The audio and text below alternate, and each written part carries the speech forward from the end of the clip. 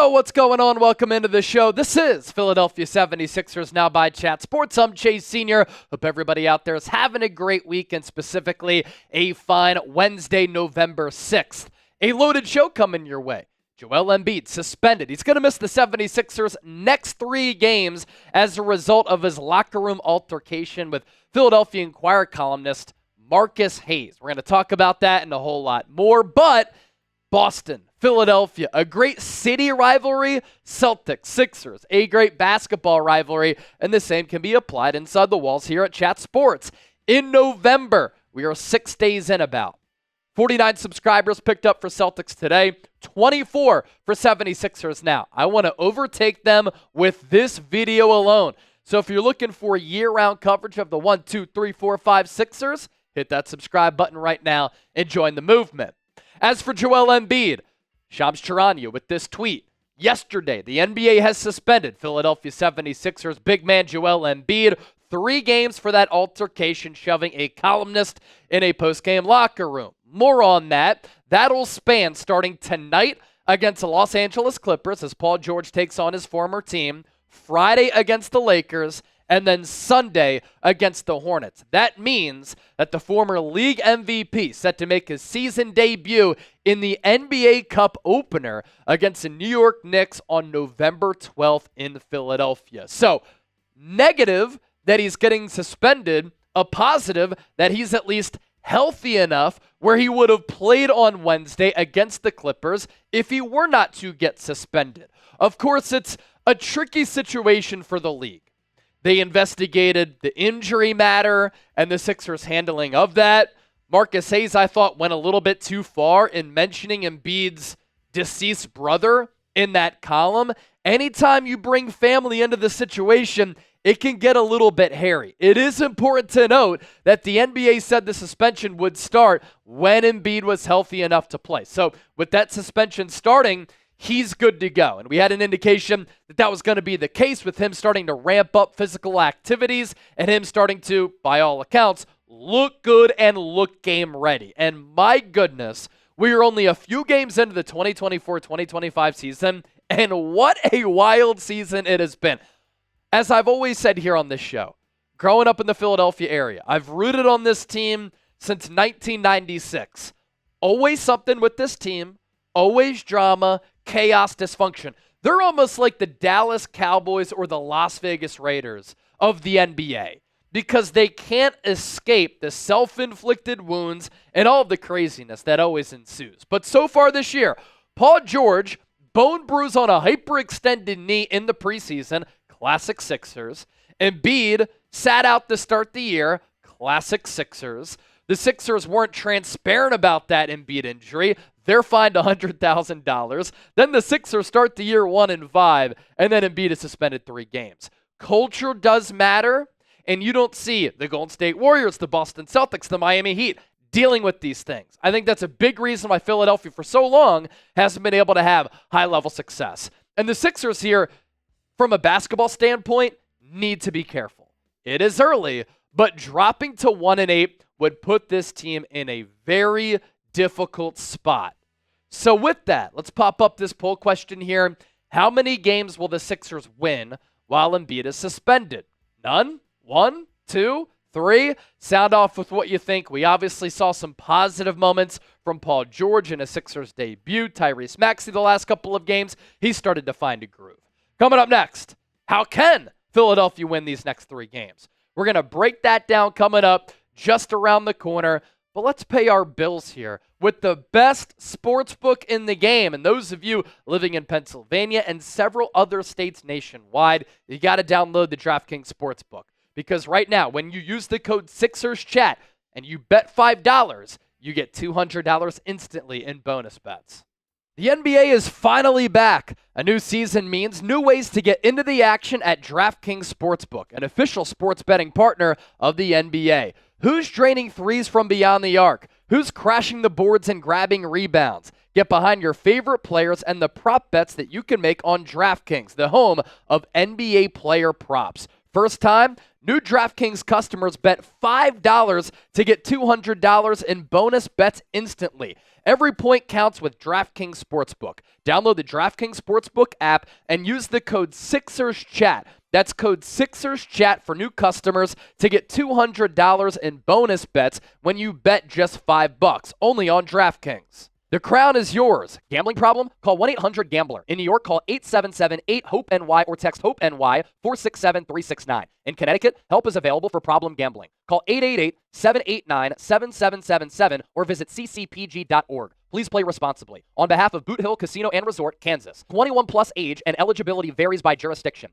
Void in New Hampshire, Oregon, Ontario. Bonus bets expire 168 hours after issuance. For additional terms and responsible gaming resources, see dkng.co/bball. So bet $5, get $200 instantly in bonus bets. All you have to do is use that code SixersChat.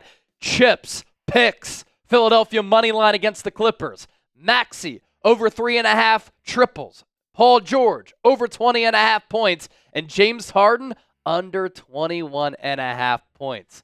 DraftKings, all of that information down below in the show notes of today's Philadelphia 76ers. Now, next up here on the show, this is how the Philadelphia 76ers can win their next 3 games without Joel Embiid.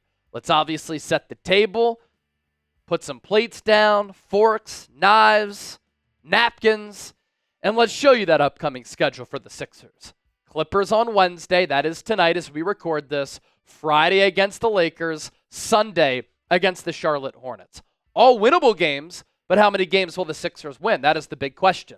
Number 1, the stars have to be stars.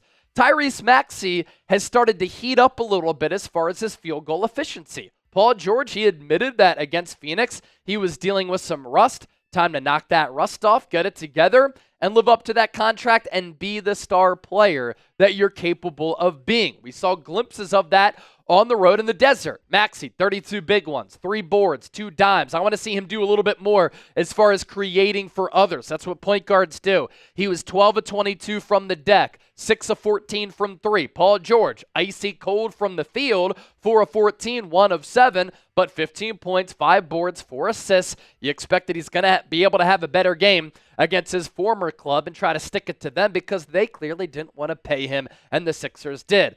This duo should only get better with time. We saw driving lanes and space open up for Tyrese Maxey. We saw Paul George and the impact that he's capable of having on both ends of the floor. And with more experience comes more chemistry, comes better basketball. Point number 2, can Gershon Yabusele keep it up? Career game against Phoenix. This is coming from a former first-round pick who was ousted out of the NBA after he was let go by Boston, goes overseas, has to deal with a lot, plays well in the Olympics, signs with Philadelphia on a vet min. He just wants an opportunity at an NBA role, and he's playing like a really hungry player. He has been a revelation for Philadelphia. Daryl Morey crushing it with that acquisition.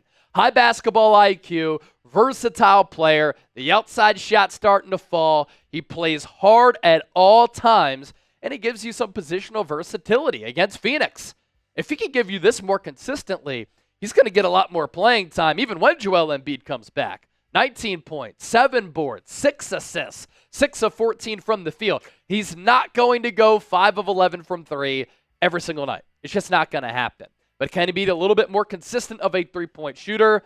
Anytime you can stretch the floor as a big, really helps out your ball club. Number 3, Caleb Martin needs to find his shot. He has had some clunkers to start the year. While with the Miami Heat, he showed up in some big-time games. We know the player that he can be, but so far this year, 10 points per game in 34.5 minutes, 7 rebounds. So 10 and 7, not bad as a player who's expected to do that. But you know what's not going to play? Under 33% from the field and under 19% from 3. Early season look at the most difficult shot quality. Number 1, DeMar DeRozan, signing with the Sacramento Kings. Caleb Martin's number 2. Jimmy Butler at 3. Bam Adebayo at 4. And Jamal Murray at number 5. All of those players are stars to borderline stars.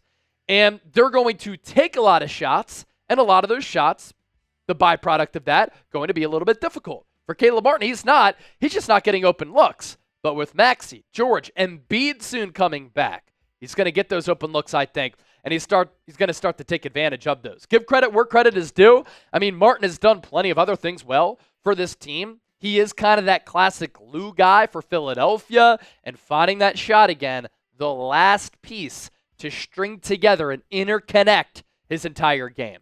So, Chip, some good points there. 3 things the Sixers must do in order to win those 3 games. Your thoughts. Expand on it. The floor is yours.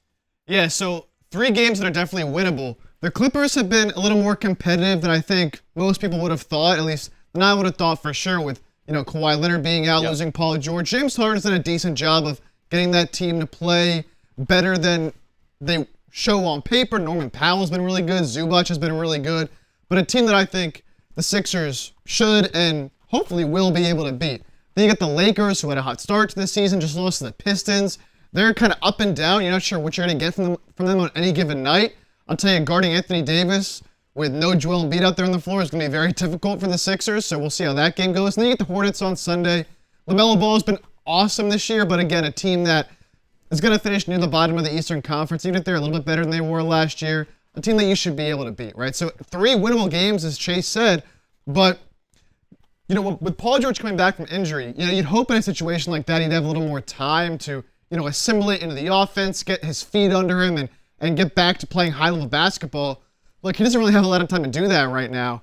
With Tyrese Maxey, Paul George, they've really got to be the ones to provide this team some offense. We saw it in that first game against the Suns on Monday where there was a lot more open looks as the Sixers got the most open shots they've gotten in any game all year by a wide margin. Paul George was driving and kicking, just having that extra creator on the offense, someone who can get to the rim and then kick out to the shooters. Sixers got to make a few more of those open threes, but we saw it, at least, the staples, the foundation of it with him back in the lineup. So, look, 1-5 on the year. We keep saying it's early, but at some point, it's not going to be too early anymore, right? Yeah. The season's going to keep moving on, and the Sixers going to be 1-8 when Joel Embiid comes back, and then all of a sudden, you have to string together a 5-game win streak here, a 5-game win streak there, just to be able to be over 500. Like, if you win these 3 games, the season's totally different. You get up to, 4-5, Embiid's coming back, you feel a little bit better, but man, if you're 1-8, like, you're in a similar situation then to the Milwaukee Bucks, who know Chris Middleton.